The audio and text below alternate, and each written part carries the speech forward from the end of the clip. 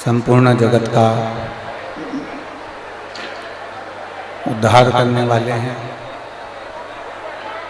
ऐसे पवित्र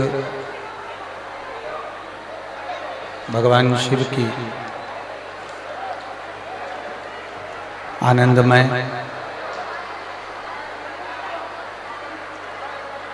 शिव महापुराण की कथा का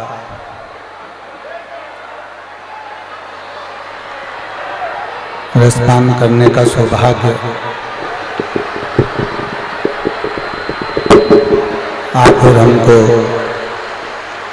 प्राप्त हुआ है। भगवान शिव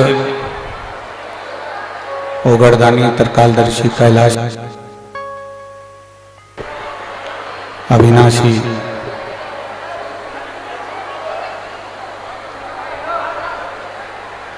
जो संपूर्ण विश्व का कल्याण करने वाले हैं, संपूर्ण जगत का उद्धार करने वाले हैं।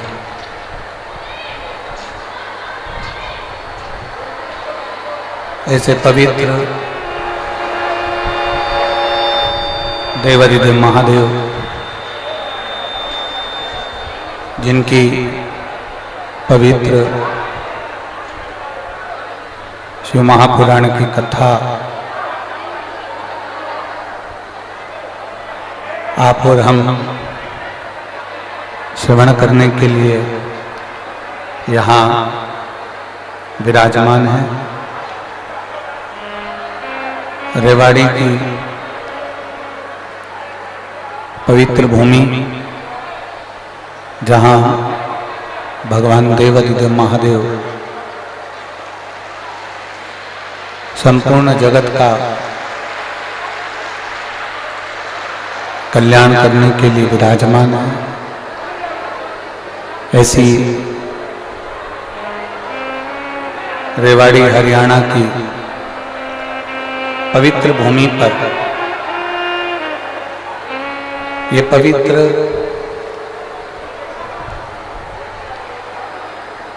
फागुन के महीने की अविरल भक्ति प्राप्त कराने वाली शिव महापुराण की कथा श्रवण करने का सौभाग्य आप और हमको प्राप्त हुआ है।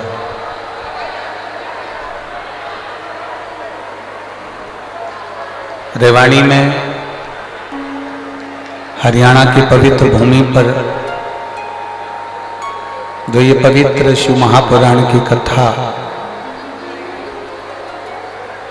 आयोजित करी गई है, उसके यजमान परिवार श्री सुनील जी मुसेपुर, श्रीमती मंजू जी यादव, प्रेरणा स्त्रोत केंद्रीय मंत्री राव इंद्रजीत सिंह जी, आरती सिंह राव जी, एक बार यजमान परिवार के लिए जोरदार ताली बजाकर स्वागत वंदन अभिनंदन। जिन्होंने इस पवित्र शिव महापुराण की कथा का आयोजन करवाकर आप और हमको श्रवण करने का सौभाग्य प्रदान किया। कथा में आशीर्वाद देने के लिए पधारे महंत बाबा सतवीर नाथ जी, पीताम्बरा पीठ रेवाड़ी। एक बार महाराज श्री के लिए भी जोरदार ताली बजाकर स्वागत वंदन अभिनंदन।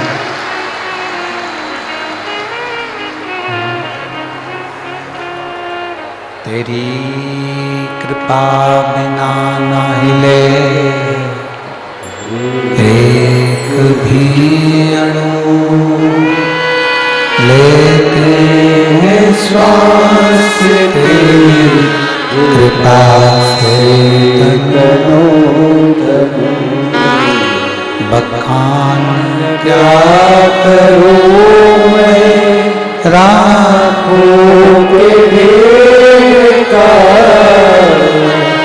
चपटी भवभूत में खजाना कुबेर का, हे गंगाधार मोके द्वार ओंकार तू, भोले ओंकार तू, आयो शरण तेरा शंभो तारकार तू, बखान क्या मैं राखो बेटा, चपटी भगवत में खजाना कुबेर का, हे गंगाधार मोती द्वार ओंकार तू, भोले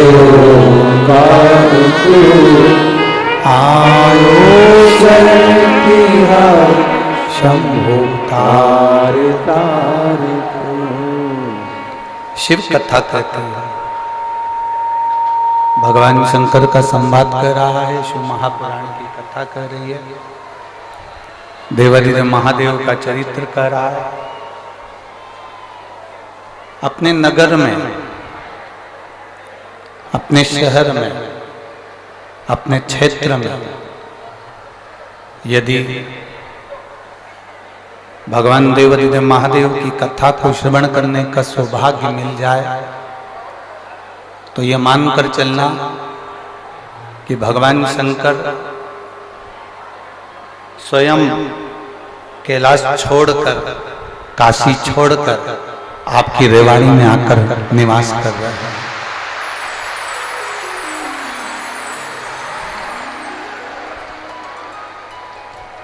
भगवान शिव स्वयं जब तक उसकी कृपा नहीं होती है, जब तक उसकी दया नहीं होती है, तब तक जीव परमात्मा की अविरल भक्ति की ओर जा ही नहीं सकता। गला पकड़ रहा और आप प्रेशर नहीं कर रहा।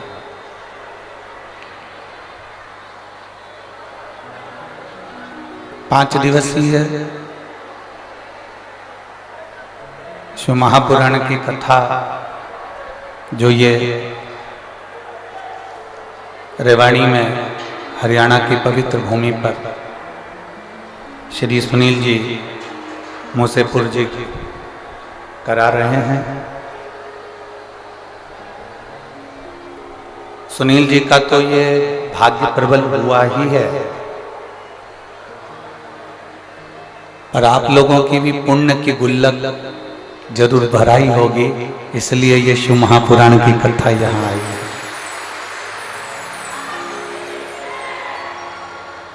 कोई पुण्य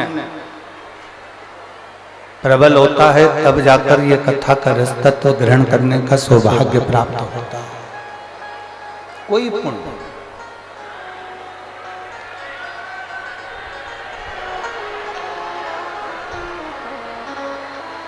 शिव कथा कर रही है, भगवान शंकर का संवाद कर रहा है, शिव महापुराण वर्णन कर रही है।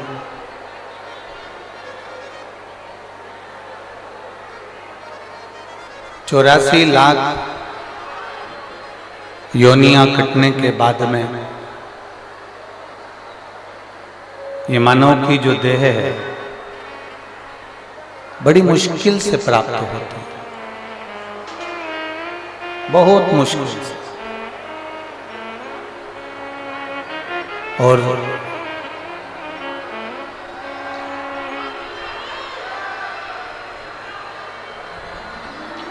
83,99,999 योनियां कटने के बाद में जो 84 लाखवें नंबर की जो योनि है वो मनुष्य की योनि है, वो मानव की योनि। और इस योनि में अगर परमात्मा की भक्ति धारण करने का यदि सौभाग्य मिले, इस मानव की देह के अंतर्गत यदि भगवान का भजन करने का सौभाग्य प्राप्त हो, एक क्षण भी यदि परमात्मा की अविरल भक्ति प्राप्त करने का सौभाग्य हो तो ये मानकर चलिए कि आप कोई साधारण नहीं है। भगवान शंकर के पूर्व के कोई शिव के प्रिय कोई गण होंगे आप जो भगवान शंकर की अविरल भक्ति को इस मनुष्य देह में प्राप्त कर रहे हैं और भगवान की कथा को श्रवण कर रहे हैं।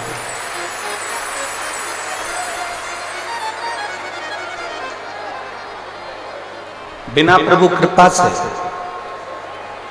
बिना मेरे भोलेनाथ जी की दया के, बिना मेरे शंकर की करुणा के बिना एक क्षण भी अगर कोई सत्संग की ओर जा ही नहीं सकता। देखिए, एक प्रसंग देवराज का आता है शिव महापुराण के अंदर।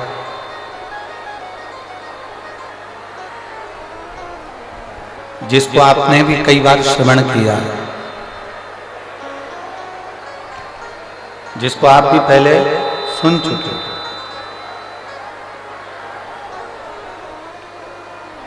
उस देवराज ने कोई पुण्य का कार्य नहीं करा था, कोई सत्कर्म नहीं करा था, कोई अच्छा कार्य देवराज नहीं करा था। ना उसने भजन किया, ना उसने कीर्तन किया, ना उसने मंत्र जाप किया, ना उसने नाम जाप किया, ना उसने स्मरण किया, ना कभी भगवान शंकर के मंदिर गया, ना भगवान शंकर के मंदिर में जाकर एक लोटा जल चढ़ाया।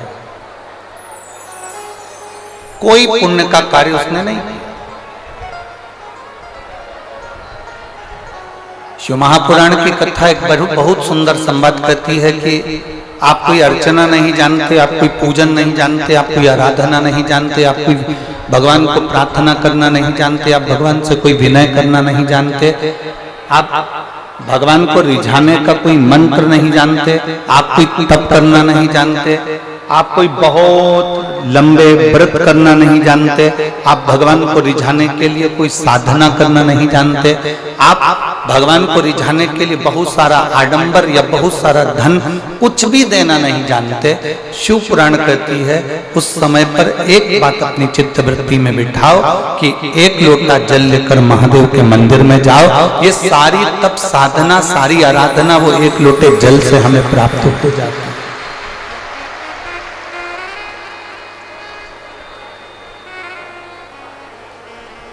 सारी तप साधना, सारी आराधना एक लोटे जल से हमें प्राप्त हो जाती है। गला पकड़ रहा बहुत। एक लोटे जल से ये सारी तप साधना प्राप्त हो जाती है। बहुत लंबे व्रत करने की भी जरूरत नहीं पड़ती, बहुत लंबी साधना करने की भी जरूरत नहीं पड़ती, बहुत लंबी आराधना करने की भी जरूरत नहीं पड़ती। घंटों तक बैठकर मौन रहकर बैठे रहने पर भी जो फल की प्राप्ति नहीं हो पाती, शिव महापुराण की कथा कहती है वो केवल एक लोटे जल से जीव को प्राप्त हो जाती है। सारी समस्या का हल, जम के बोलो जरा, सारी समस्या का हल बोल बम का नारा है। आप जितनी धैर्यता के साथ में, जितने स्मरण के साथ में, जितनी अविरल भक्ति के साथ में भगवान शंकर के मंदिर में जाकर एक लोटा जल समर्पित करते हो, शिव आपको अपना जान लेता है, शिव आपके हो जाते हैं और आप शिव के हो जाते हैं। भगवान शंकर आपके हो गए, आप शंकर के हो। देवराज को ना देवराज ना व्रत करता है, ना साधना करता है, ना कोई उपास करता है, ना कोई तप करता है। देवराज ब्राह्मण कुल में जन्म लेने के बाद भी देवराज कोई अच्छे कर्म को नहीं कर पाया।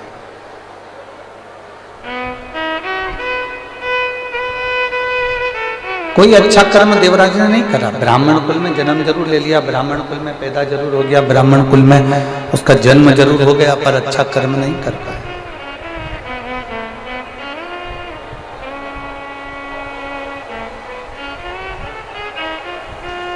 बहुत ध्यान दीजिएगा। केवल 5 दिन की कथा रेवाड़ी में मिली है।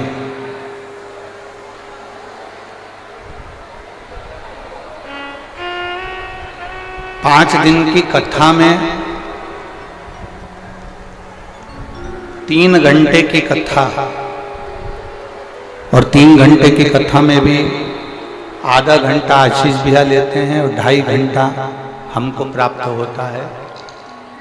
वो 2.5 घंटा भी यदि आपने अपना मन लगाकर, चित्त लगाकर, हृदय लगाकर बाबा से अपने दिल की बात स्मरण कर कर यदि कह दी और बाबा को अपने दिल में बिठा लिया और बाबा के दिल में आप बैठ गए, तो ये मानकर चलना कि 5 दिन की कथा ना जाने हमारे कितने जन्मों के आनंद को करा सकती है।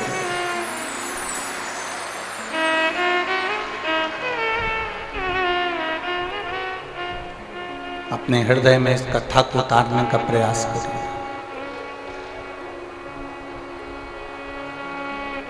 अपने हृदय में ये कथा को बिठाने का प्रयास करिए।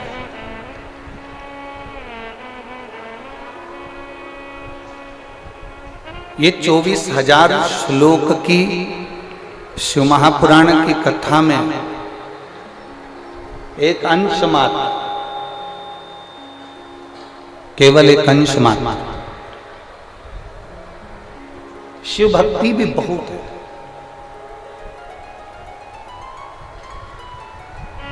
कोई तुमसे कहे कि मैं आगे बैठी, मैं पीछे बैठी, कोई कहे मैं राइट में बैठी, कोई कहे मैं लेफ्ट में बैठी, कोई कहे कि मुझे यहाँ जगह मिली, कोई कहे मुझे वहाँ जगह मिली, कोई कहे मुझे ऐसा मिला, कोई कहे मुझे वैसा मिला, कोई कहे मुझे यहाँ प्राप्त हुए, कोई कहे वहाँ प्राप्त हुए। आपको एक बात कहना है कि कहीं पर भी बैठकर कथा श्रवण करो, पर ऐसी सुनो कि तुम शंकर भगवान के दिल में बैठ जाओ और शंकर भगवान तुम्हारे दिल में बैठ जाए। बस ऐसी श्रवण।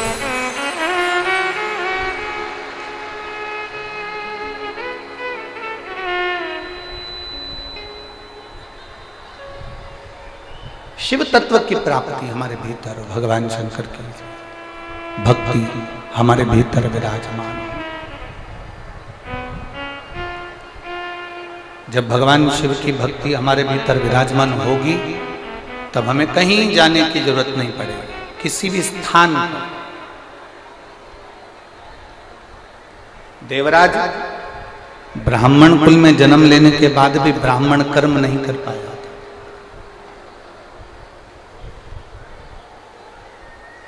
ऐसे संसार में ना जाने कितने लोग हैं जो जन्म तो ले लेते हैं पर कोई अच्छा कर्म नहीं कर पाते। सुनील जी, हम आपको साधुवाद देते हैं। रेवाड़ी में ढेरों लोग होंगे जिनके पास में करोड़ों का धन होगा, पर मेरे महादेव की कथा नहीं करवा पाए। कहीं आपके पूर्वजों का पुण्य होगा, आपके माता पिता का पुण्य होगा, जो देवादिदेव महादेव की ये 5 दिवसीय कथा आपके ऊपर, आपके पूर्वजों की, आपके माता पिता की, कहीं घर के बुजुर्गों का आशीर्वाद हुआ होगा जो ये कथा आपके रेवाड़ी में पहुंची।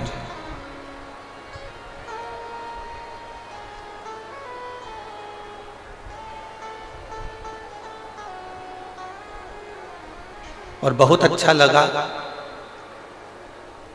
जब भी हम कहीं कथा करने जाते हैं सुनील जी, तो कोई अपने मामा जी को भेजता है लेने के लिए, कोई अपने फूफा जी को भेजता है, कोई अपने काका जी को भेजता है, कोई अपने किसी दूसरे रिश्तेदार को भेजता है। पर पहली बार रेवाड़ी आने के लिए जब हम दिल्ली एयरपोर्ट उतरे तो आपने अपने बेटे को हमको लेने के लिए भेजा। उसके लिए साधुवाद। आपको उसकी साधुता है। बेस कम करो, बेस इतना ज़्यादा हो रहा है। कि गला पूरा बेकार हो रहा है।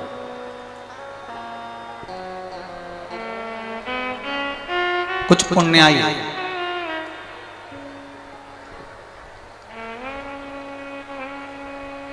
आपके और हमारे जीवन की होगी, जो रेवाड़ी की इस पवित्र भूमि पर भगवान की अविरल कथा को हम श्रवण करने के लिए विराजमान हैं।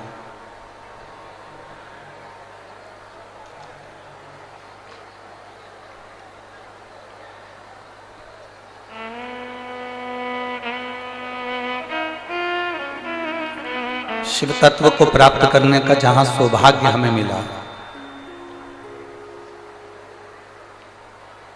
देवराज भले ब्राह्मण के घर में जन्म ले लेता है, पर ब्राह्मण के घर में जन्म लेने के बाद भी देवराज की चित्त वृत्ति, देवराज का मन भगवान की ओर रीझता नहीं।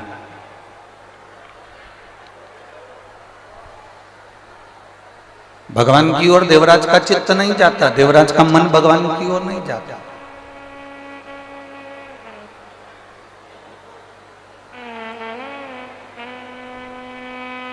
हरिद्वार गए होंगे, हरिद्वार में छोटे छोटे बच्चे एक रस्सी में एक चुंबक को बांध लेते हैं।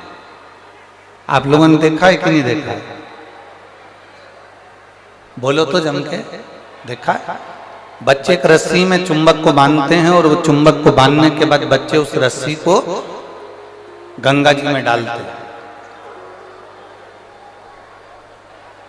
वो चुंबक गंगा जी में उसको हिला रहे हैं, उसको घुमा रहे हैं। उस चुंबक में कपड़ा नहीं चिपकता, उस चुंबक में प्लास्टिक नहीं चिपकता, उस चुंबक में लकड़ी नहीं चिपकती, उस चुंबक में एल्युमिनियम नहीं चिपकता।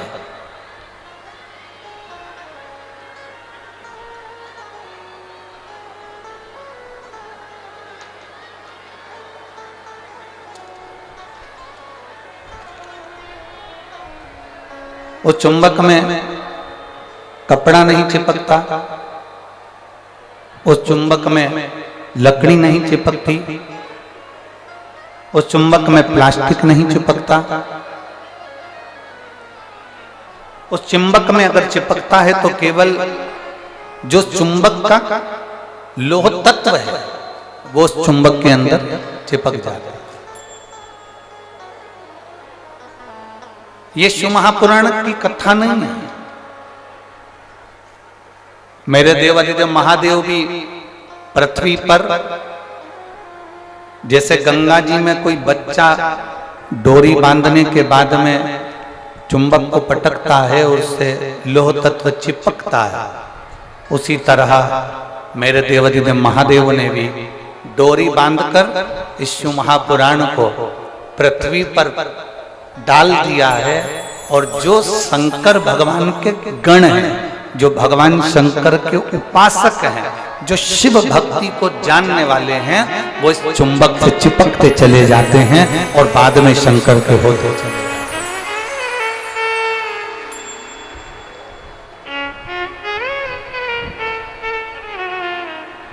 वो चिपक रहे हैं। और कभी कभी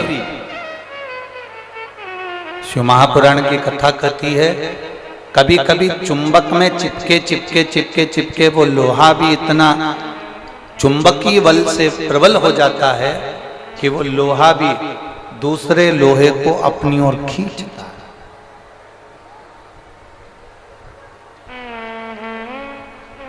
देवराज चोरी का धन ले जाकर भगवान शंकर के मंदिर में पहुंच गए।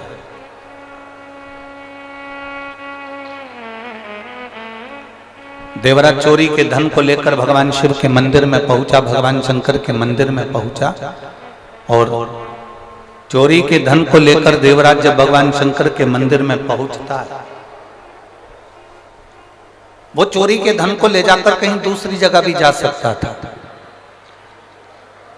चोरी के धन को लेकर वो कहीं और अन्य जगह पर भी जा सकता था, पर वो चोरी के धन को लेकर शंकर के मंदिर में पहुंचा, शिव के द्वार पहुंचा।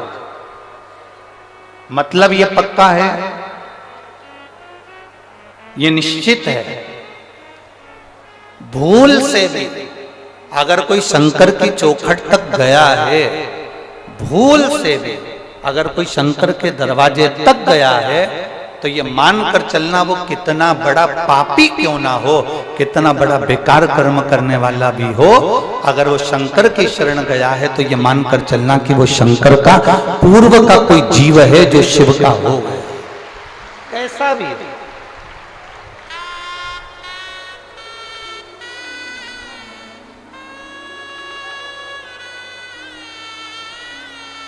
और पतंग उड़े आकाश माने, डोर थारा हाथ मान, ओ भोले मारी पतंग ऊंची राख जे, ओ शंभो मारी पतंग ऊंची राख दे। नाव चले मझधार मां, पतवार थारा हाथ मां, नाव चले मझधार मां, पतवार थारा हाथ मां, ओ भोले मारी नैया पार लगाओ जो, ओ शंभो मारी नैया पार लगाओ जो। रथ उब्या मैदान माने, डोर थारा हाथ मां, रथ उब्या मैदान माने, डोर थारा हाथ मां, ओ भोले हमने रण संग्राम जिताव, ओ शंभु हमने रण संग्राम जीता, भोले थारा चरण कमल मारा, जितना हो सके, जितना हो।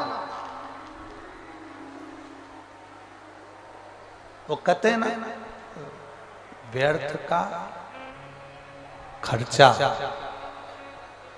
और व्यर्थ की चर्चा, एक व्यर्थ का खर्चा और दूसरी क्या है, व्यर्थ की चर्चा। ये दोनों मनुष्य के जीवन को बेकार कर देते, ये दोनों मानव के जीवन को बेकार कर देते। व्यर्थ का खर्चा भी मानव जीवन को बेकार कर देता है और व्यर्थ की चर्चा भी मानव के जीवन को बेकार कर देती है।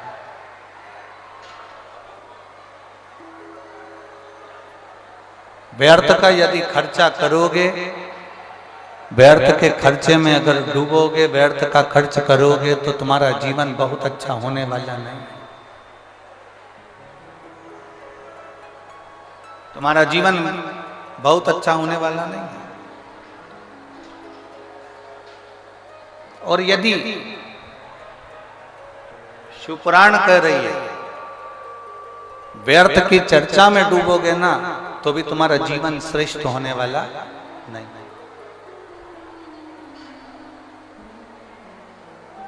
फालतू का खर्चा मत करो और फालतू की, जम के बोलो जरा, चर्चा मत करो। ना तो हमें फालतू का खर्चा करना है और ना हमें फालतू की चर्चा करना है। सीख देने वाले बहुत मिलेंगे तुमको, बहुत सारे अकल देने वाले मिलेंगे। कभी कह देंगे अपनी हेयर स्टाइल ऐसी कर लो, कभी कहेंगे ये वाला पार्लर अच्छा है यहाँ चले जाओ, कभी कहेंगे वो वाला पार्लर अच्छा है वहां चले जाओ, कभी कहेंगे कि यहाँ चले जाओ, कभी कहेंगे वहां चले जाओ। व्यर्थ का खर्चा नहीं करना। हाँ, थोड़ा सा धन यदि तुम्हारे पास में अगर बच रहा है, थोड़ा सा पैसा यदि तुम्हारे पास बच रहा है, हम ये भी नहीं कहेंगे कि तुम दान कर दो, हम ये भी नहीं कहेंगे कि तुम किसी मंदिर में दे आओ, हम ये भी नहीं कहेंगे कि तुम किसी को ले जाकर दे दो। यदि तुम्हारे पास में थोड़ा सा धन बच रहा है तो इतना जरूर करो कि अपने ऊपर, खुद के ऊपर थोड़ा सा खर्च करना प्रारंभ करो, स्वयं की जिंदगी के लिए कुछ अच्छा करने का प्रयास।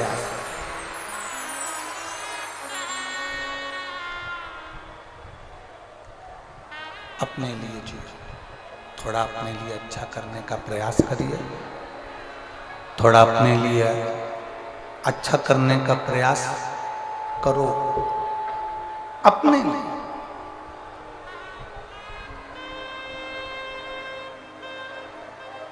और मत बुरे कर्म कर बंदे वरना पछताएगा, भगवान की आंखों से तू बच नहीं पाएगा। चिल्ला के बोलना पड़ रहा, चिल्ला के बोलना पड़ रहा, बच नहीं पाएगा। अरे ओ अज्ञानी मत करना दान। थोड़ा सा धन यदि तुम्हारे पास में बचे, थोड़ा सा पैसा यदि तुम्हारे पास में बचे, स्वयं पे खर्च करो। और स्वयं पर खर्च करना किसको कहते हैं?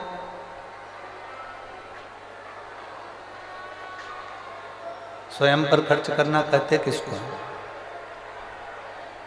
स्वयं पर खर्च करने का मतलब क्या होता है? बहुत अच्छे अच्छे कपड़े धारण कर लो, बहुत अच्छे आभूषण धारण कर लो, बहुत सिनेमा देख लो, बहुत ऊंची गाड़ियों में घूम लो। स्वयं पर खर्च करना इसको कहते हैं क्या? नहीं। जब थोड़ा पैसा, थोड़ा धन आपके पास में यदि बच रहा है,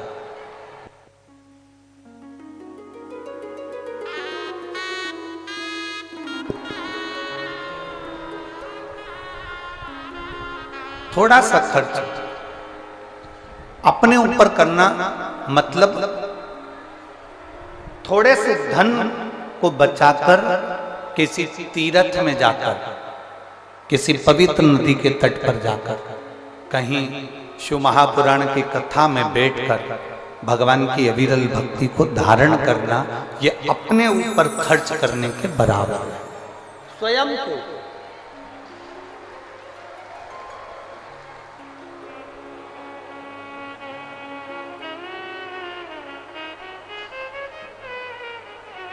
मत दो किसी को। आप 1 रुपया भी दान नहीं कर सकते, मत करो। आप किसी को अठन्नी नहीं दे सकते, मत दो। अपने ऊपर खर्च करो, स्वयं के ऊपर। स्वयं के ऊपर खर्च करने से मतलब है कि भगवान की अविरल भक्ति की ओर जाइए, भगवान के भजन की ओर जाइए, भगवत स्मरण की ओर जाइए। एक कदम भी हम जब भगवान की ओर बढ़ाते हैं, एक कदम भी हम जब भगवान की ओर अग्रण्य होते हैं, हम तो केवल एक कदम चलकर भोलेनाथ जी की ओर जाते हैं। पर शिव महापुराण की कथा कहती है कि भोलेनाथ हजारों कदम चलकर तुम्हारे दरवाजे तक पहुंच जाता है, एक कदम से नहीं।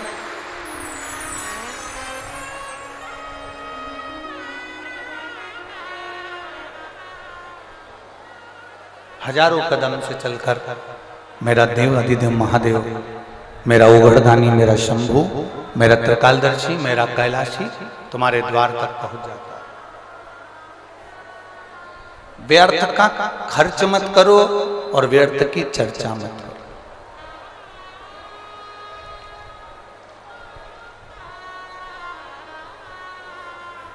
इतनी दूर दूर से कथा सुनने के लिए आए हो, 5 दिन के लिए आए हो, लोग चिल्लाते रहेंगे। हमारा निवेदन है, श्री सुनील जी मूसेपुर जी ने बहुत, सुनील जी जहाँ भी कथा होती है 1 2 3 4 5 पंडाल लगते हैं।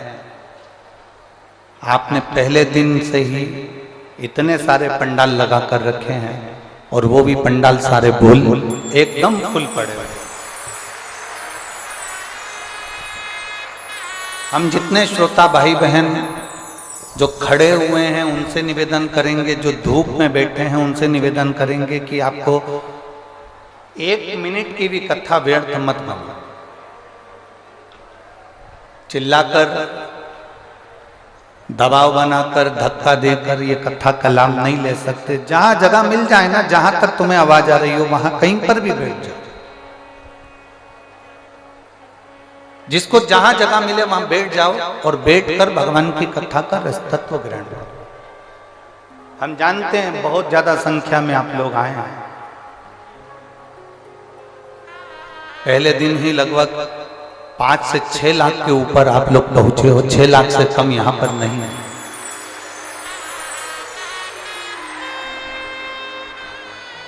जहां जगह मिले वहां बैठो। व्यर्थ का समय बर्बाद न करते हुए भगवान की विरल भक्ति को धारण करो, कहीं पर भी बैठकर। और किसी से मत कहो कि मुझे आगे जाना है कि पीछे जाना है, कि मुझे यहाँ जाना है कि मुझे वहां जाना है। और मेरा यहाँ जो बैरिकेड के पास में जितने लोग खड़े हुए हैं उनसे भी कहूंगा बैठ जाओ। पीछे वालों को कष्ट हो रहा है तुम्हारे कारण, वो पीछे वाले देख नहीं पा रहे। जहां जगह मिल जाए वहां बैठ जाओ। आप भी बैठ जाओ, जहां जगह मिले वहां बैठ जाओ। हमने पहले भी कथा में कहा है, अपने साथ में 3-4 चीजें लेकर चला करो। पानी की कितनी बोतल, जम के बोलो जरा, 2। बिछाने के लिए दरी, ओढ़ने के लिए कम्बल, और साथ में एक, जम के बोलो जरा, छाता। छाता इसलिए लेकर चलो कि कहीं अगर पंडाल में जगह नहीं मिले तो अपना छाता लगाकर बैठ। जहां जगह मिल जाए वहां बैठते जाओ और भगवान की विरल कथा को धारण करो।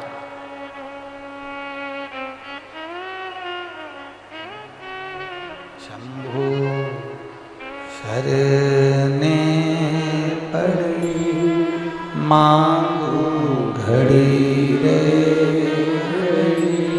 दुख काटो दया करी दर्शन आपो।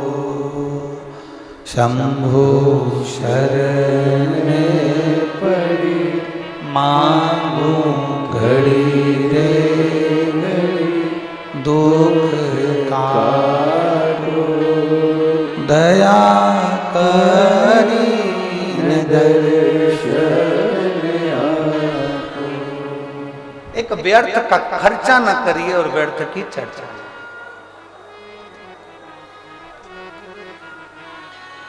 लक्ष्मी मैया नारायण भगवान के पास में जब जब बैठती हैं तो कोई ना कोई चर्चा करती हैं। सरस्वती मैया ब्रह्मा जी के पास जब जब बैठती हैं कोई ना कोई चर्चा करती हैं।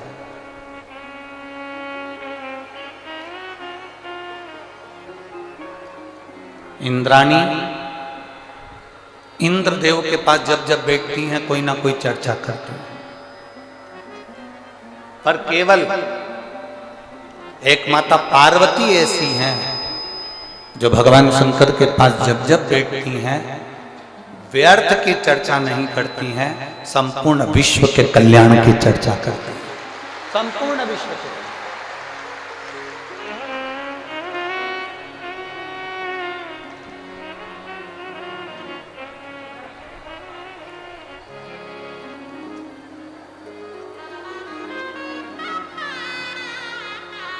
हम लोगों की भी आदत है, हम लोग भी व्यर्थ चर्चा में बैठे रहते हैं।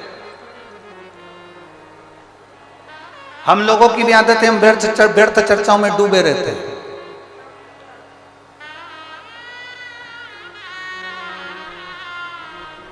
हम फालतू की बातों को करने के लिए अग्रसर होते हैं। और शिव महापुराण की कथा कहती है आप कुछ अच्छा नहीं कर सकते, आप कुछ अच्छा नहीं बोल सकते, तो शिव महापुराण की कथा कहती है एक काम जरूर करो, जो अच्छा बोल रहे हैं और अच्छा कर रहे हैं, जो सनातन धर्म के लिए आगे बढ़ रहे हैं, उनके साथ कदम से कदम मिलाकर आप भी चलने का प्रयास।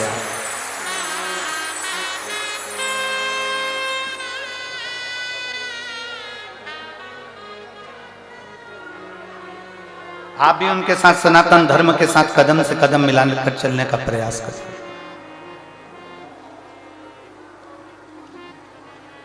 व्यर्थ खर्च ना हो और व्यर्थ चर्चा। जितनी देर बैठो उतनी देर भगवान की भक्ति में बैठो।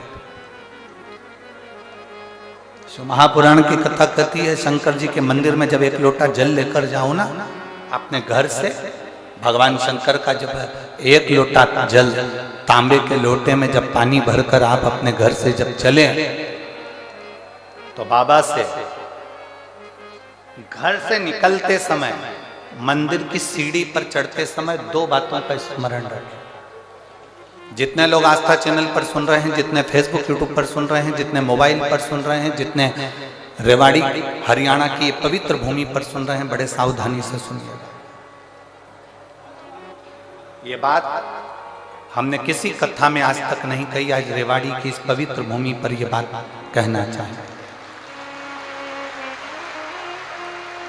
दो बातें हैं, एक मंदिर से चलो, घर से चलो तब एक बात कहना है, और मंदिर में, मंदिर की दहली पर, मंदिर की सीढ़ी पर, मंदिर की चौखट पर, मंदिर के अंदर प्रवेश करो तब एक बात कहना। दो बातें।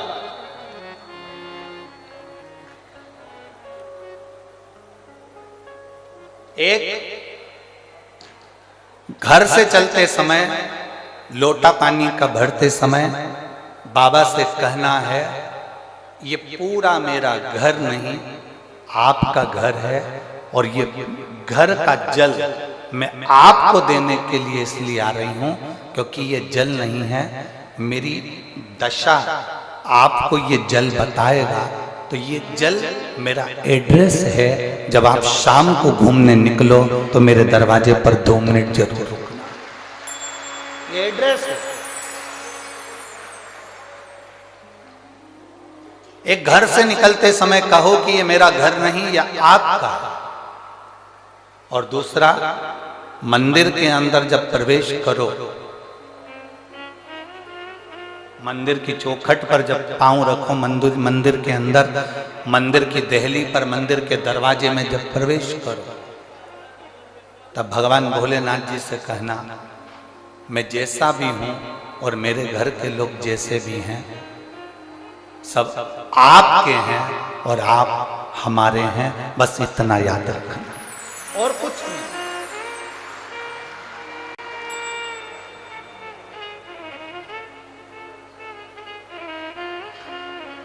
और मैंने तेरे ही भरोसे बाबा, तेरे ही भरोसे हवा भी उड़ती जावांगी, बाबा डोर हर तो छटीला में कटी जावांगी, भोले मैं तेरी पतन, शंभो मैं तेरी पतन, हवा बिच उड़ती जावांगी, बाबा डोर हर तो छटीला में कटी जावांगी, भोले मैं तेरी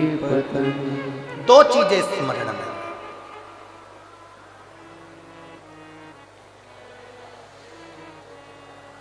जब हम फ्लाइट में सफर कर रहे थे, भोपाल से जब दिल्ली आए,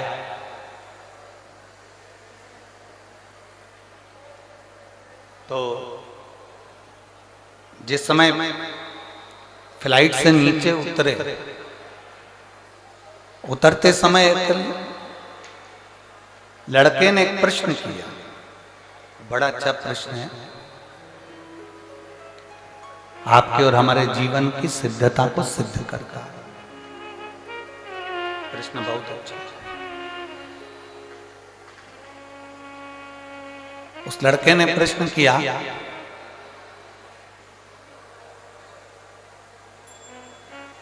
शिव में और शिवलिंग में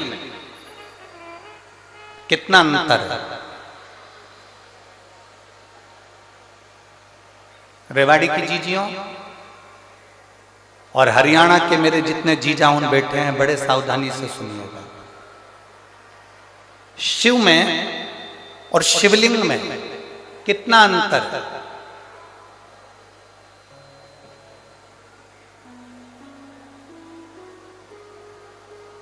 दिल्ली में कोई विवेक बिहार का वो लड़का था जिसने वो प्रश्न किया था, और हमने उस बच्चे से कहा था कि अगर बन सके तो पहले दिन की कथा जरूर सुनना रेवाड़ी की। उस कथा में हम वर्णन करेंगे कि शिव में और शिवलिंग में कितना अंतर है। घर के अंदर भगवान शंकर की मूर्ति नहीं रखाती है, घर के अंदर भगवान शंकर का शिवलिंग रखा था। आप लोगों के घर में क्या है? जम के बोलो जरा। शिवलिंग है। मूर्ति में और शिवलिंग में अंतर क्या है?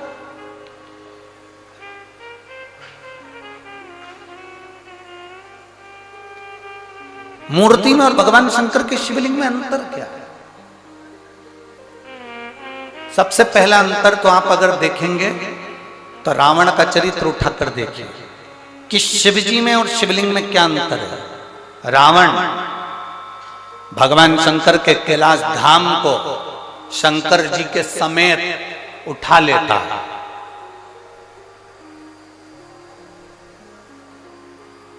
लंकाधिपति रावण, लंकाधिपति लंकेश, शंकर भगवान को कैलाश पर भगवान शिव बैठे हैं और रावण भगवान शंकर को कैलाश के समेत शंकर भगवान को उठा लेता है। बोलो उठाता है कि नहीं उठाता? जम के बोलो जरा। उठाता है ना? रावण भगवान शंकर को कैलाश के समेत उठा लेता है, और वही रावण जब शिवलिंग पृथ्वी पर रखा जाता है, रावण अपनी पूरी शक्ति को लगा देता है तो भी शंकर भगवान के शिवलिंग को नहीं उठा पाता है।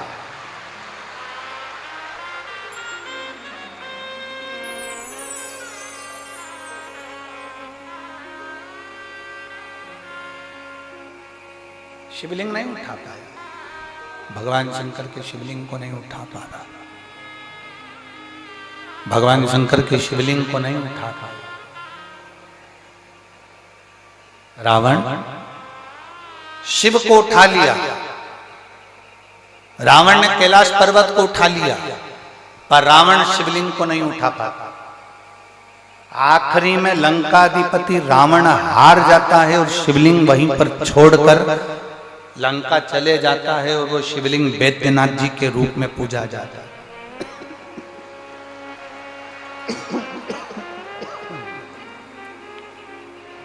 अंत में वो शिवलिंग वैद्यनाथ जी के रूप में पूजाता है।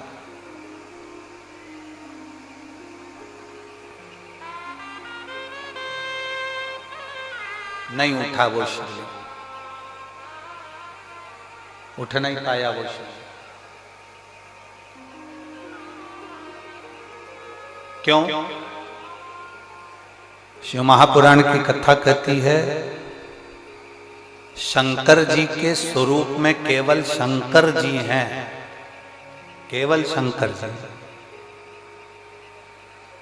शंकर जी के स्वरूप में केवल शंकर जी हैं, और शिवलिंग का जो स्वरूप है उसमें केवल शंकर जी नहीं हैं, उसमें गणेश जी भी बैठे हैं, कार्तिकेय जी भी बैठे हैं, अशोक सुंदरी भी बैठी है, पार्वती जी भी हैं, शंकर जी भी हैं, जया, विषहरा, श्यामली बारी, दौतली, जया, ये सब भगवान शंकर की 5 लड़कियां, भगवान शिव की 5 बेटियां, गणेश, कार्तिकेय, अशोक सुंदरी, देवी, और शंकर भगवान की परिधि में जहां जल निकल रहा है उस स्थान पर 33 कोटि देवी देवता। शंकर जी के स्वरूप में केवल शंकर अकेले हैं, पर शंकर जी के शिवलिंग में 33 कोटि देवी देवताओं का बल होता है, इसलिए वो उतर नहीं पाता।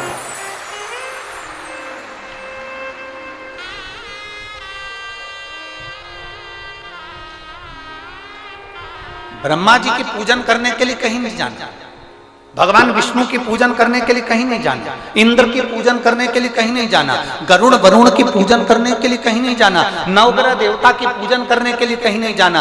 एक एक देवता की, कुल देवी, पितृदेव, वास्तुदेव, आहुतदेव, वासुकी देव, ये सारे देवताओं की पूजन करने के लिए कहीं नहीं जाना। केवल एक देवाधिदेव महादेव पर अगर आप 1 लोटा जल समर्पित कर रहे हो तो सारे देवताओं की पूजन एक साथ में हो रही है।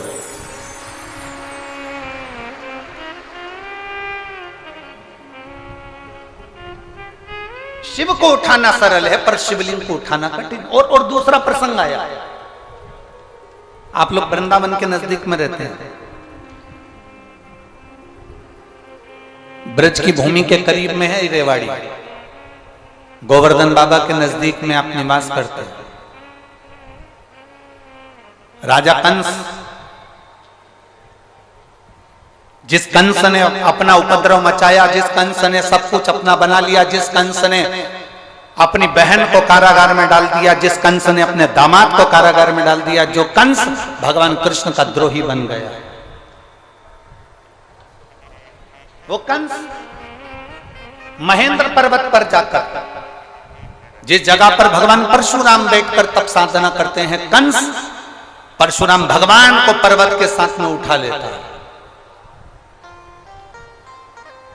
और कंस, वो राजा कंस महेंद्र पर्वत पर परशुराम भगवान को महेंद्र पर्वत के समेत उठा लेता है, महेंद्र पर्वत के समेत। अब एक दिन कंस आया और परशुराम भगवान महेंद्र पर्वत पर बैठकर तप साधना कर रहे थे, और कंस उनको उठाने वाला, पर्वत उठता नहीं है। कंस जब भी महेंद्र पर्वत पर जाता था, परशुराम भगवान को पर्वत के समेत उठा लेता था, पर आज पर्वत उठा नहीं। कंस ने एड़ी से चोटी तक का बल लगा लिया, पर वो महेंद्र पर्वत नहीं उठा और ना परशुराम भगवान उठे।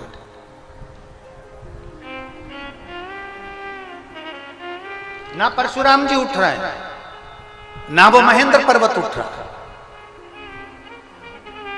कंस को लगा कि आखिर हुआ क्या ऐसा कि जिस महेंद्र पर्वत को मैं उठा लेता था, वो महेंद्र पर्वत आज उठ नहीं रहा।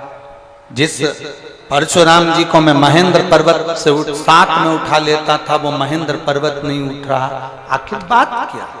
कंस की बुद्धि में ये बैठ नहीं पाया कि आखिर हो क्या रहा। रावण को भी ये सुध में था, मैं जब कैलाश पर्वत उठा सकता हूं, मैं जब शंकर भगवान को उठा सकता हूं, पार्वती जी को उठा सकता हूं, मैं गंगा की धार को उठा सकता हूं, मैं नंदीश्वर को उठा सकता हूं, तो फिर ये शिवलिंग क्या लगता है? शिवलिंग को उठाने में मेरा क्या जाता है?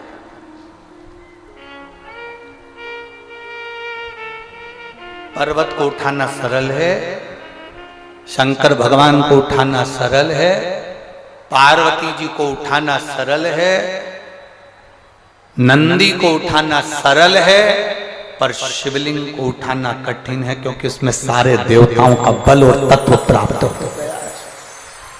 सब कुछ है और अकाल मृत्यु वो मरे जो काम करे चंडाल का, काल उसका क्या बिगाड़े जो भक्त हो महा। जो शिव का उपासक उसको क्या भय? यहाँ मेरी रेवाड़ी की इतनी सारी जीजियां बैठी हैं, इतने सारे जीजा बैठे हैं, इतनी सारी बेटियां, इतने सारे बेटा बैठे हैं, मेरी माताएं यहाँ पर विराजमान हैं। मैं उनसे पूछना चाहूंगा, कभी आपने किसी भी संत को, साधु को, सन्यासी को, तपस्वी को, देवता को, देवी को शंकर भगवान के स्वरूप की पूजन करते हुए नहीं देखा होगा। आपने जिसको भी देखा होगा शिवलिंग की पूजन करते देखा होगा। आपने किसी देवी देवता को शंकर के स्वरूप की पूजन करते हुए नहीं देखा होगा। आपने देखा होगा तो शिवलिंग की पूजन करते देखा।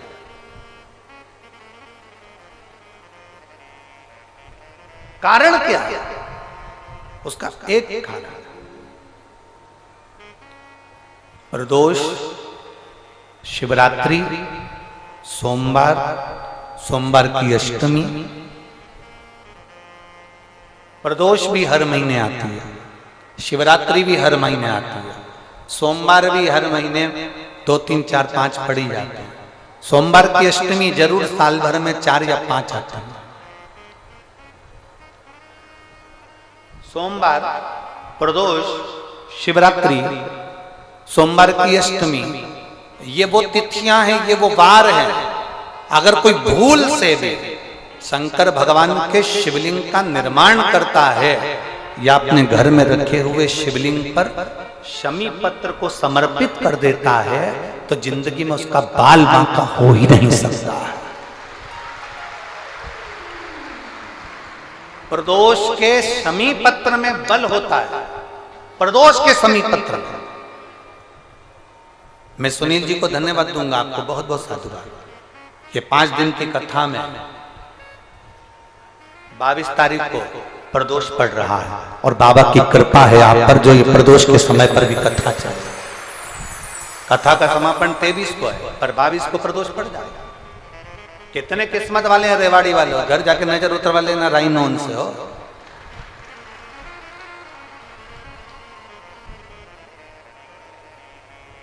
शिव की कृपा कितनी है आप पर, जरा विचार करिए। और जो नहीं आए, कई लोग डर के मारे नहीं आए, भीड़ बहुत है, गाड़ियों का जाम लगा हुआ है चारों तरफ। ये यहाँ देखो, जरा मैं कैमरे वालों से कहूंगा, देखो छाता लगा लगा के, चादर लगा लगा के लोग चारों तरफ धूप में बैठे। और मेरा जीजियों से निवेदन है, जो पंडाल के अंदर पानी बांट रहे हैं या पंडाल के अंदर पानी के पाउच दे रहे हैं, उनसे निवेदन है इनको मत दो, जो धूप में बैठे हुए हैं उनको दीजिए। मेरा इतना सा,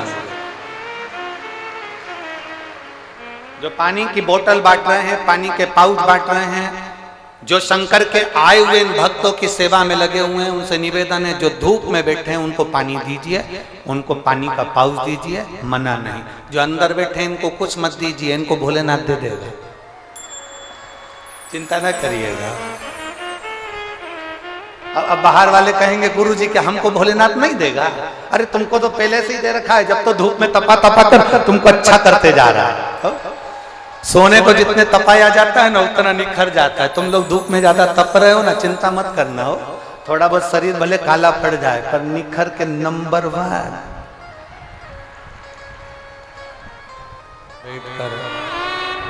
भगवान शिव से अपने मन की बात बड़े भाव के साथ कहें। जिसको आता है वो साथ में बोले। आपकी आवाज व्यासपीठ तक पहुंचे,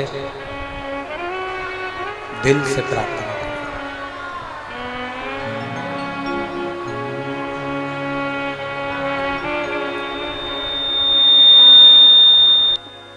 श्री शिवाय नमस्तु।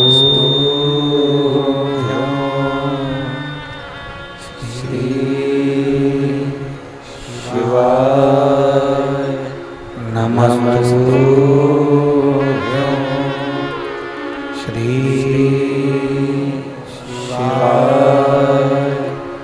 नमस्तु श्री शिवाय नमस्तु श्री शिवाय नमस्तु। भोला सब दुख काटो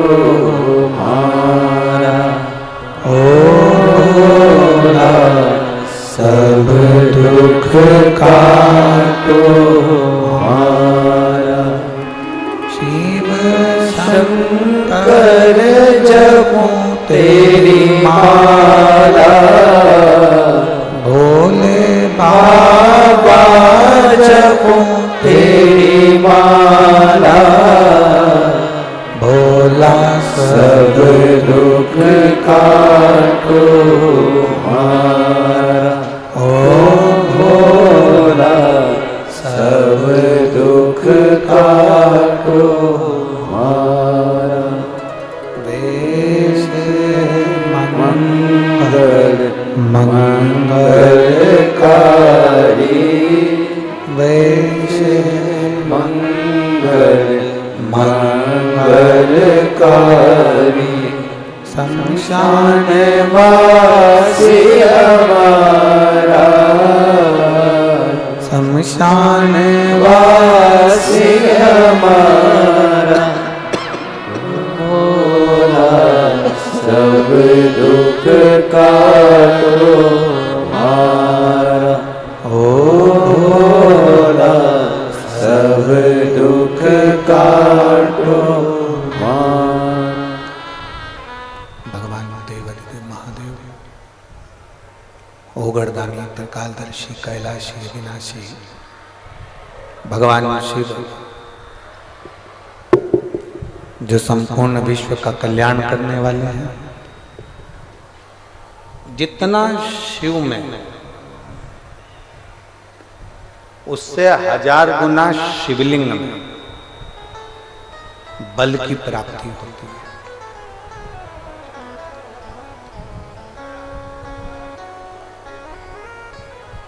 प्रदोष के दिन यदि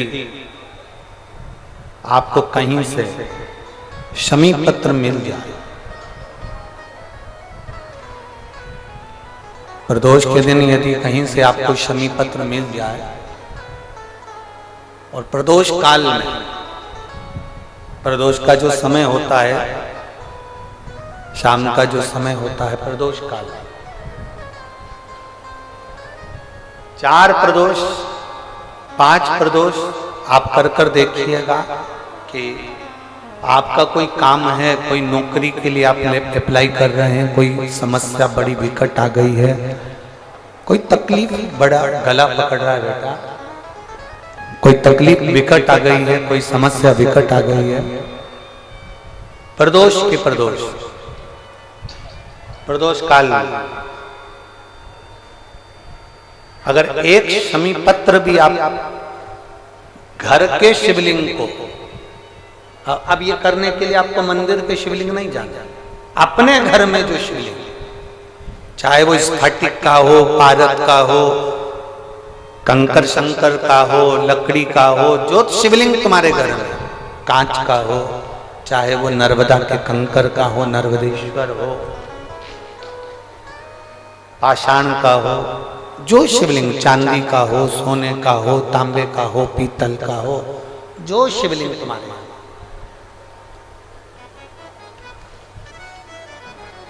एक शमी पत्र यदि आप भगवान शंकर के शिवलिंग पर समर्पित कर रहे हो और उस शमी पत्र को उठाकर रात्रि को 9:15 की जो एक मुहूर्त होता है, एक समय होता है, जिस समय पर हम अपने मन की बात भगवान शंकर को कहते हैं, पूर्व में भी इसका वर्णन हम कर चुके हैं कथाओं में।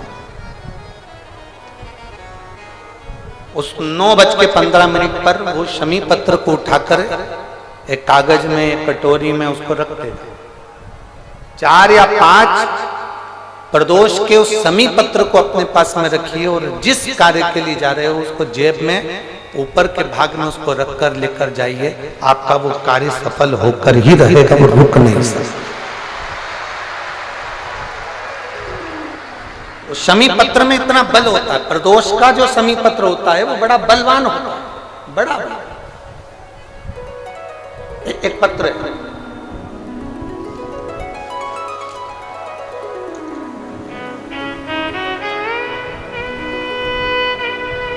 समयपुर बादली दिल्ली से संतरा देवी पत्नी स्वर्गीय श्री रूपचंद, उम्र है 78 साल। कहीं बैठी हो तो हाथ हिला सकती हैं, अगर कहीं बैठी हो तो हाथ हिला सकती हैं। समयपुर बादली दिल्ली से संतरा देवी, पत्नी स्वर्गीय श्री रूपचंद, उम्र है इनकी 78 साल, 78। मेरा मोबाइल नंबर ये है, कहीं बैठी हो तो हाथ हिलाइए। हाथ हिलाओ एक बार, अभी भी नहीं दिख रहा।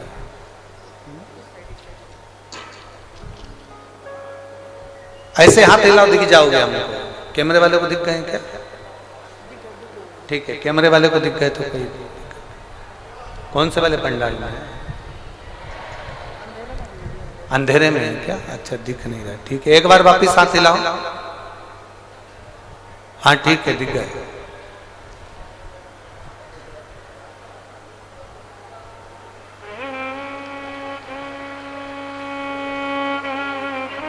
वापिस हाथ हिलाओ एक बार।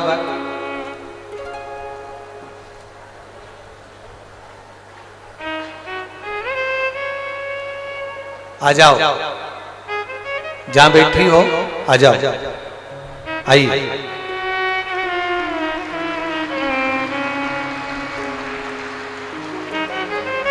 मेरे गर्भाशय में पिछले 11 साल से गठान है। आप इसको, जो ये पत्र है, इसको एलईडी पर अच्छा, आस्था चैनल पर आप इस पत्र को पढ़ सकते हैं।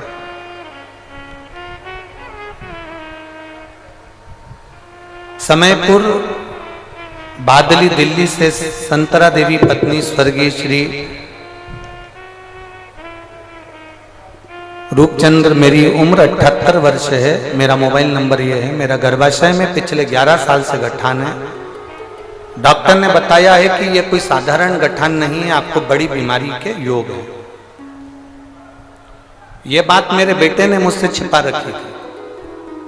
मेरा बेटा मुझे यह नहीं बताया कि मुझे कौन सी बीमारी हो गई है।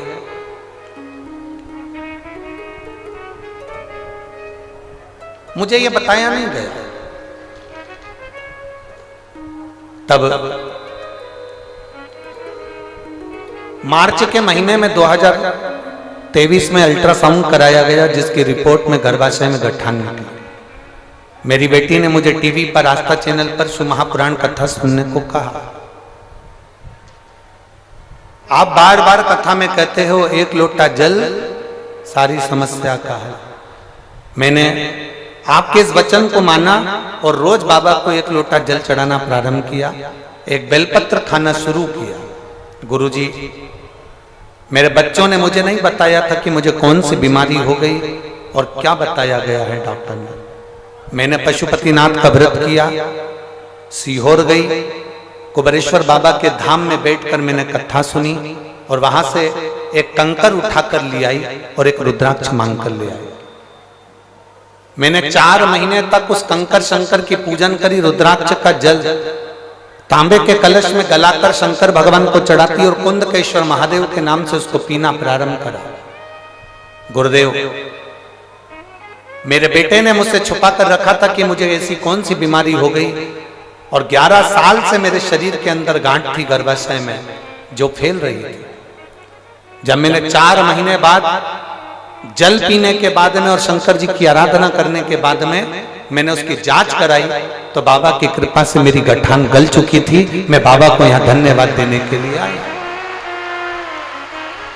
ये शिव तत्व है, ओ घड़ी शंभु त्रिकालदर्शी कैलाश। और तेरी कृपा बिना न हिले एक भी अणु, लेते हैं श्वास तेरी कृपा से तनु तनु। बखान क्या करूं मैं राहों के ढेर का, चपटी भभूत में खजाना कुबेर का।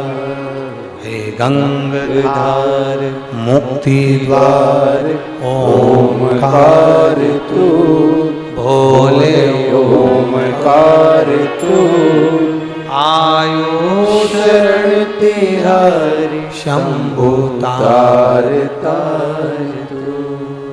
शिव तत्व कह रहा है।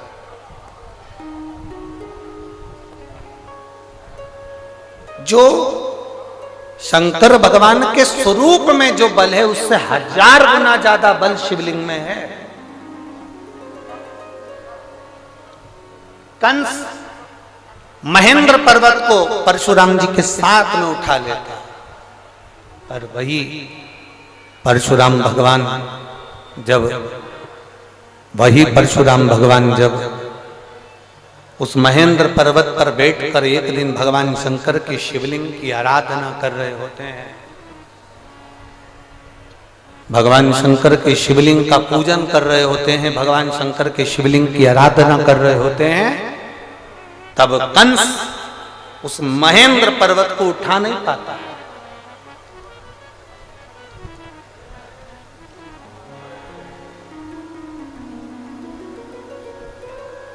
कंस नहीं उठा पाया, बहुत प्रयास करा कंस। कंस को समझ में नहीं आ रहा कि आखिर ये हो क्या रहा है कि मैं इस महेंद्र पर्वत को उठाता था, मैं परशुराम भगवान को महेंद्र पर्वत के साथ में उठा लेता था, मैं इसको बार बार उठाता था, पर आज ये महेंद्र पर्वत, आज ये परशुराम भगवान, आज ये महेंद्र पर्वत मुझसे उठ क्यों नहीं रहा। कंस की चित्तवृत्ति में ये बात नहीं बैठ पा रही।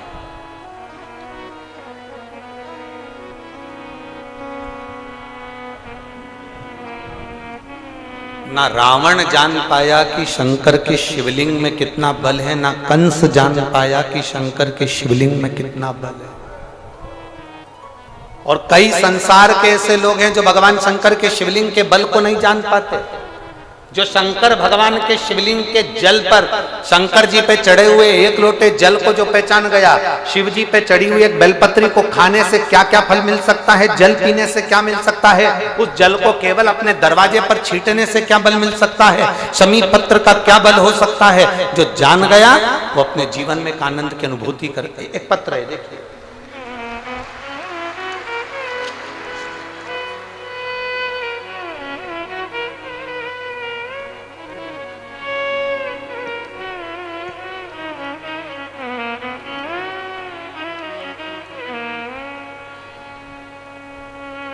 मेरा नाम कृष्णा,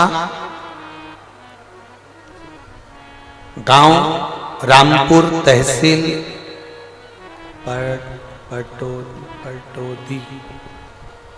पटौदी।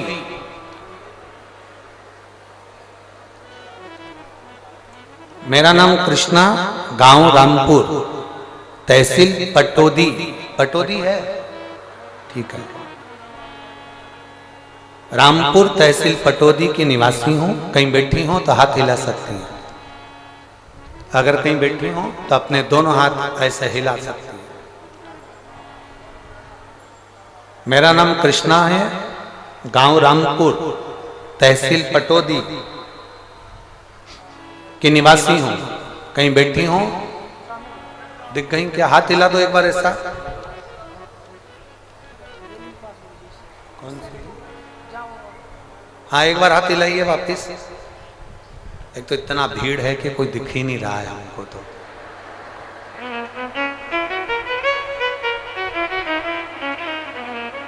सुनील जी, कल यहाँ पर एक टीवी लगवा दीजिए हमारे लिए, ठीक है? तो कम से कम हम इनको देख तो लेंगे कि कौन है। चैनल वाले आप कैमरे से कैच कर लो। इतना भीड़, पहले दिन आ गए तुम लोग, गजब करे हो।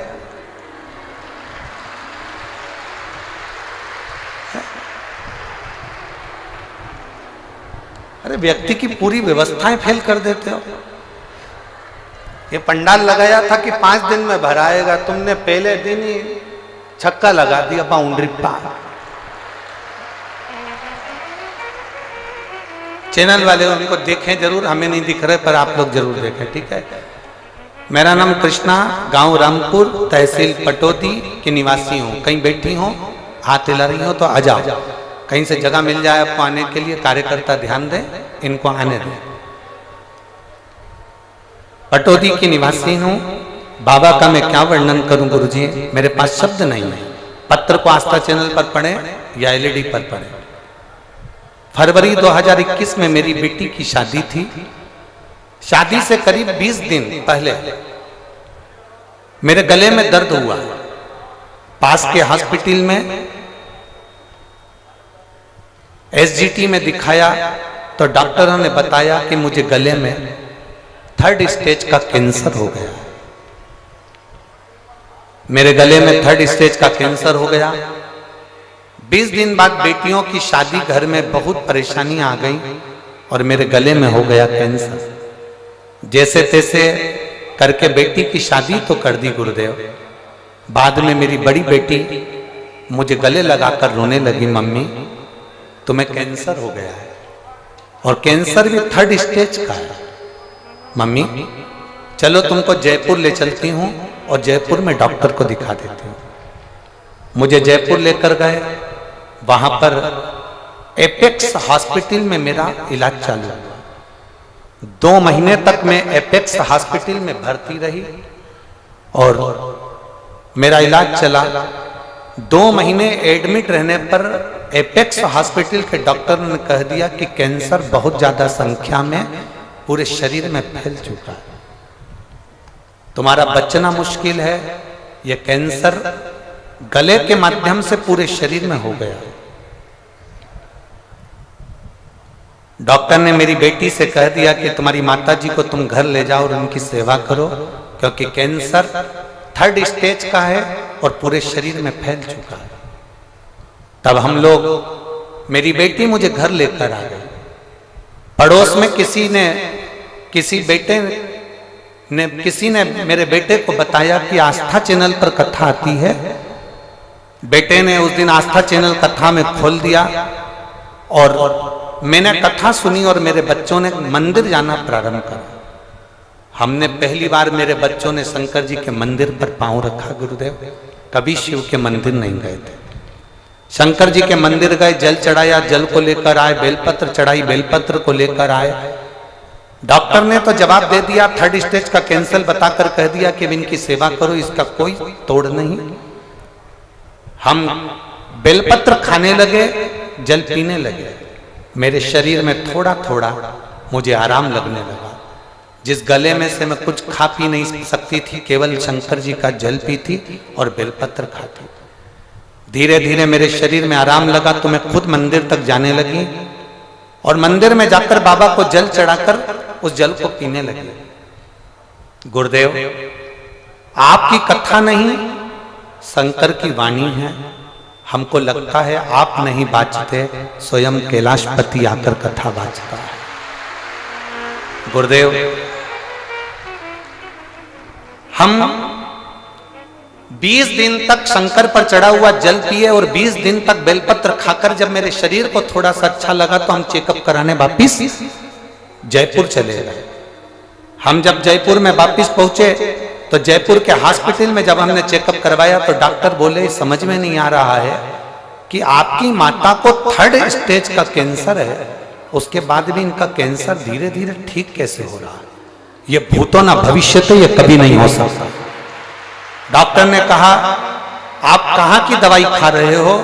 डॉक्टर हमसे पूछा, जयपुर का कौन सी जगह की दवाई खा रहे हो? तब मेरा बेटा बोला, दवाई नहीं खा रहे, शंकर जी के मंदिर मेरी मम्मी जाती हैं, जल चढ़ाती हैं, वो पीती हैं, बेलपत्र खाती हैं। गुरुदेव,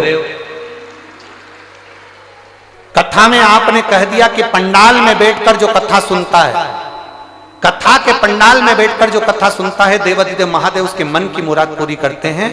अलवर में आपकी कथा होने वाली थी। मैंने अपने बेटे से कहा, मेरा कैंसर ठीक नहीं हो रहा, और सीवर वाला महाराज कहता है, पंडाल में बैठकर जो मांगो वो मिलता है।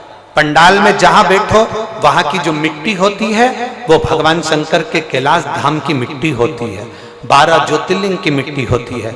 मुझे अलवर की कथा सुनने दे, वहां की मिट्टी को मैं अपने गले में लगाऊंगी और अपने शरीर में लगाऊंगी तो जरूर ठीक होंगी। मुझे अलवर जाने दे।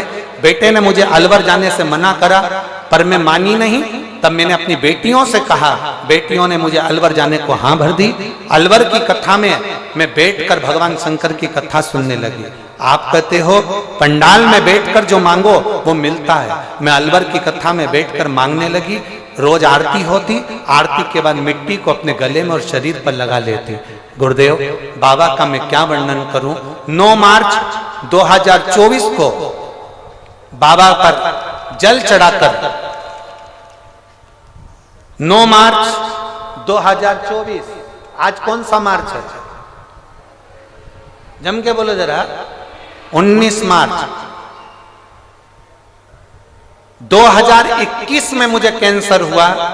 अलवर की कथा में मैंने विनती करी कि मेरा कैंसर समाप्त करना। जिस दिन मेरा कैंसर समाप्त हो जाएगा मैं पंडाल में बैठ के तेरी पूरी कथा सुनूंगी। 9 मार्च 2024 को गुरुदेव मैं जांच कराने के लिए चली, क्योंकि मुझे मालूम था कि 19 तारीख को रेवाड़ी में सुनील जी कथा करवा रहे हैं। तो मैंने सोचा रेवाड़ी की कथा जब सुनूंगी जब मेरा कैंसर समाप्त हो जाएगा। मैं 9 मार्च को अपने बच्चों को लेकर हॉस्पिटल पहुंच गई जयपुर के और जांच कराई तो मालूम पड़ा कि मेरा कैंसर पूरा समाप्त हो गया था। इसलिए मैं पंडाल में बैठकर कथा सुनने के लिए। गुरुदेव डॉक्टर भी आश्चर्य में है कि ये गले का कैंसर किसी हालत में समाप्त नहीं हो सकता, पर सारी रिपोर्ट नील आई है, पूरी रिपोर्ट नॉर्मल आई है और मेरा कैंसर पूरा समाप्त हो गया। माता जी ने एक लाइन बहुत अच्छी लिखी है, करता करे ना कर सके शिव करे सो होए, 3 लोक नो खंड में मेरा महादेव जैसा न कोई। ये शिव तत्व की प्राप्ति। कहीं बैठी हो तो आ सकती है। भगवान शंकर की उदारता, शिव तत्व की प्राप्ति।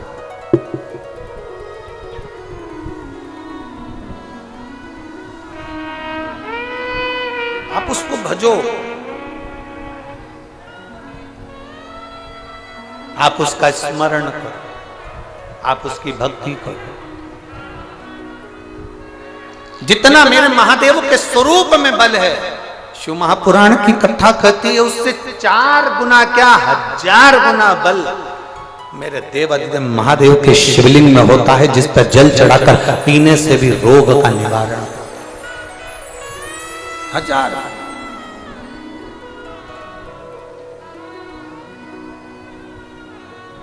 और मेरे भोले तेरा सहारा है, मेरे भोले तेरा सहारा है, मेरी नैया का तू किनारा है, मेरी नैया का तू किनारा है। कंस महेंद्र पर्वत को नहीं उठा लगा उसको। कारण क्या है? क्या हुआ ऐसा कि ये पर्वत नहीं उठ रहा? क्या हुआ ऐसा कि ये पर्वत नहीं उठ पा रहा? हुआ क्या? कंस ने ध्यान लगाकर पर्वत के ऊपर चढ़कर देखा तो कंस को समझ में आया कि परशुराम भगवान जब अकेले बैठते थे तो मैं महेंद्र पर्वत को उठा लेता था। परशुराम भगवान जब बैठते थे तो मैं पर्वत को उठा लेता था, उठा लेता। एलईडी चालू करवाइए, एलईडी वाले पीछे की एलईडियां बंद हैं, पीछे की एलईडियां चालू करिए। कंस ने देखा कि महेंद्र पर्वत जब परशुराम भगवान बैठते थे मैं उठा लेता था, पर कंस को लगा कि आज यह पर्वत क्यों नहीं उठ रहा है, क्यों नहीं? तब कंस ने देखा कि उस महेंद्र पर्वत के ऊपर परशुराम भगवान शंकर भगवान की शिवलिंग का निर्माण कर कर उसका पूजन कर रहे हैं। उसकी आराधना कर रहे हैं, उसकी अर्चना कर रहे हैं, तब कंस समझ गए कि ये पर्वत अब उठने वाला नहीं, अब नहीं उठ सकता। जितना बल भगवान शंकर के स्वरूप में नहीं, उससे 1000 गुना ज्यादा बल शंकर भगवान के उस शिवलिंग में होता। उस शिवलिंग उठा नहीं, वो शिवलिंग उठाई, महेंद्र पर्वत उठाई।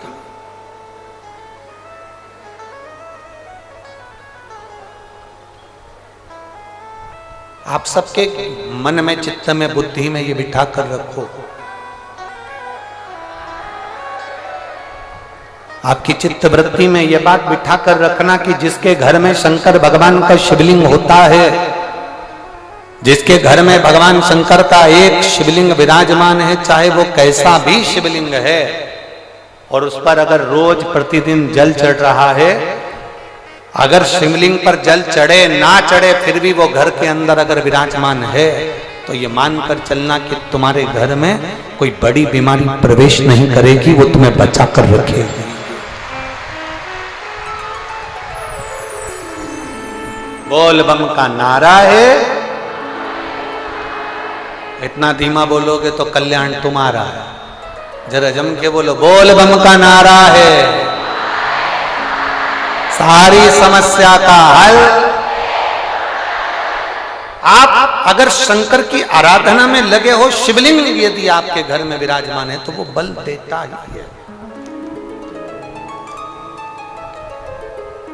वो प्रदान करता है।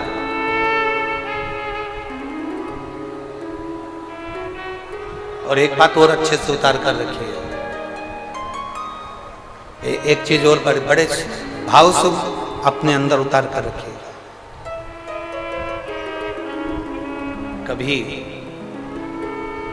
कभी अगर मौका मिल जाए, कभी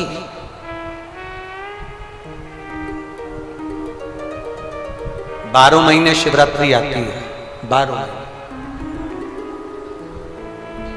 बहुत बड़ी बीमारी अगर डॉक्टर बता दिया है कि कैंसर जैसा रोग है या थायराइड है या एक उसी को देखो, इसी बात को एक माँ ने लिखा, इसी बात को।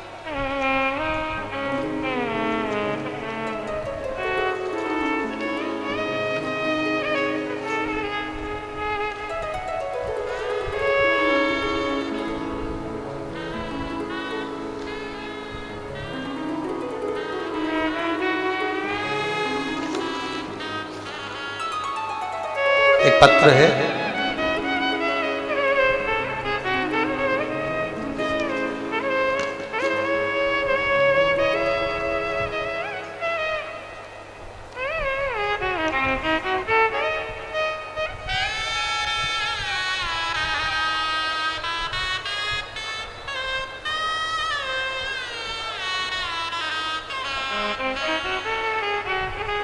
एक पत्र यहाँ रखा है, हम ढूंढेंगे।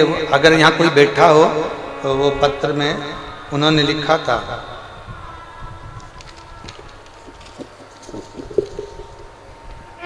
उनका बेटा 3 साल का, ना बोलता ना सुनता, पलंग पर पड़ा रहता।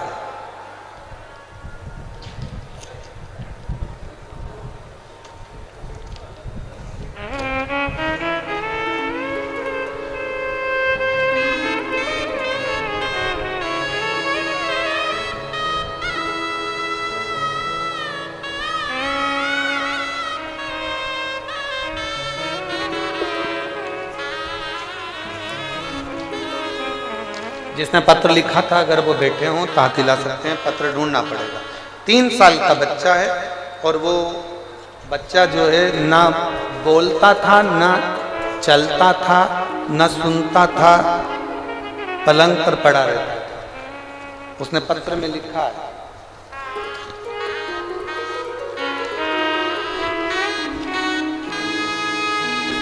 कि शिवजी के शिवलिंग पर चढ़े हुए जल को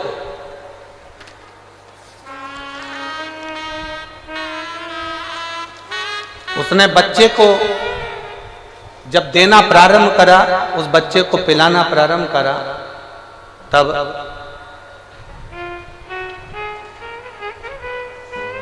बच्चे ने सुनना भी प्रारंभ करा। कहीं बैठी हैं क्या? कहाँ बैठी हैं? हाथ हिलाओ जरा। हाँ ठीक है, दिख गए। ऐसा हाथ हिला दो। वो बच्चा आया है क्या साथ में?